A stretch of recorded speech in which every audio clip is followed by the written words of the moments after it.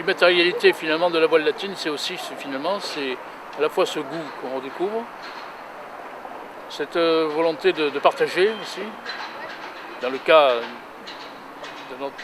contemporain, de partager, de montrer la connaissance de ce qu'on peut en avoir. La sensation, ça c'est important, ça aussi, le senti de la pratique. La manipulation physique des objets aussi, des matériels. Ce sont des traits de mentalité qu'on construit et qu'on redécouvre et qu'on construit.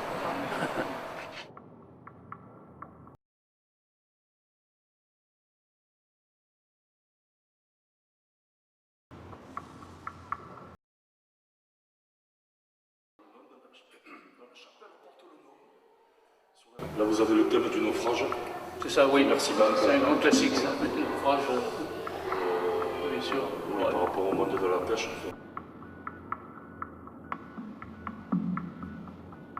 Alors là, on a aussi quelques-unes, mais pas beaucoup, semble-t-il, parmi les exotos, les bêtes, les fameuses bêtes martingales.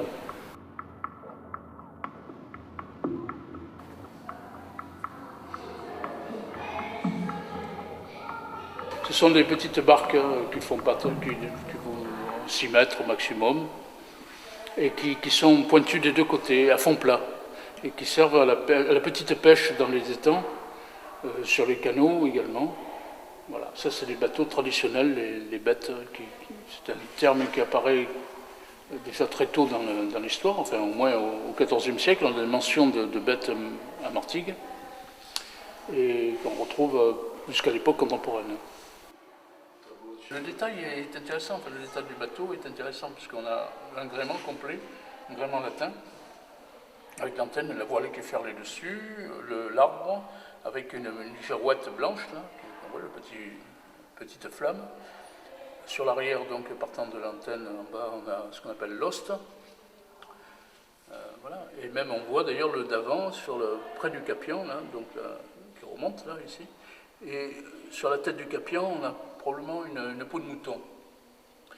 Une peau de mouton qui sert, lorsqu'on utilise une petite voile d'avant, qui est la polacre, à éviter qu'elle s'accroche sur le capion.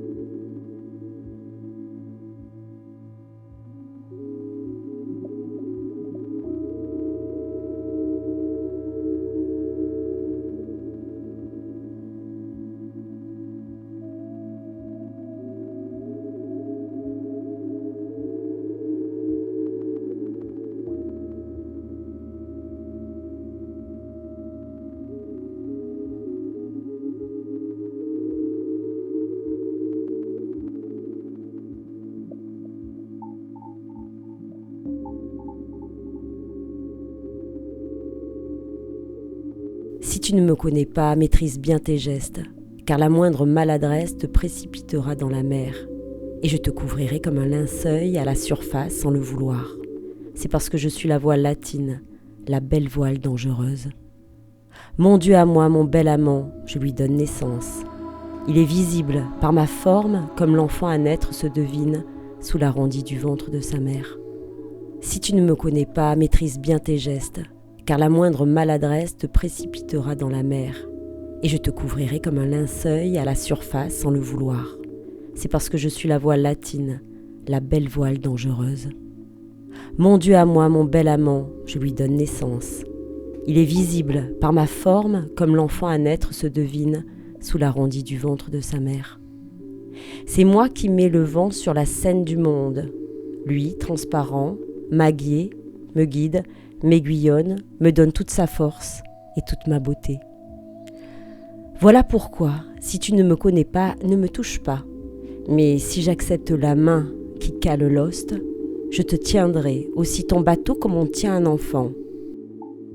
Et la mer sera ce toit tranquille d'où nous contemplerons le ciel.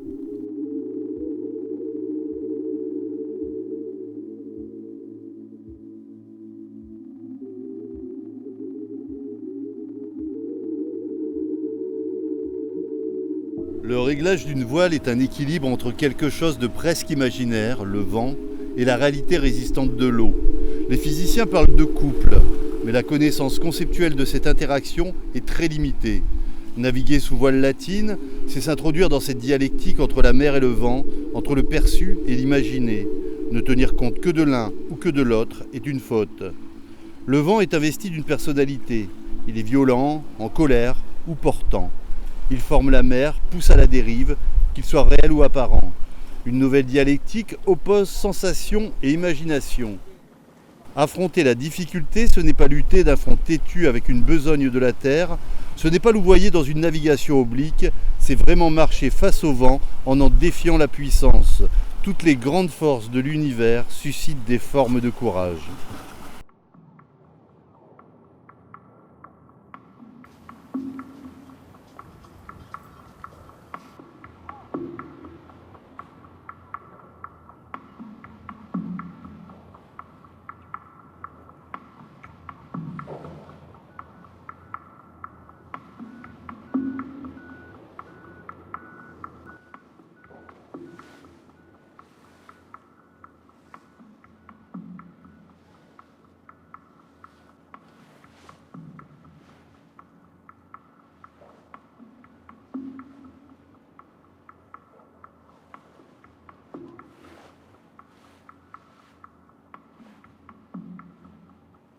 L'antenne sur laquelle est enverguée la voile latine est rigide et lourde à sa base, souple et légère dans le haut.